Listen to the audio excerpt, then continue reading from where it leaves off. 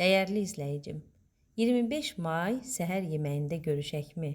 Bu səhər yeməyi tamamilə fərqli olacaq. Maraqlı texnikalar, meditasiya, əyləncə səni gözləyir. Hər insanın daxilində balaca bir məni var. O, sənin içindəki uşaqdır.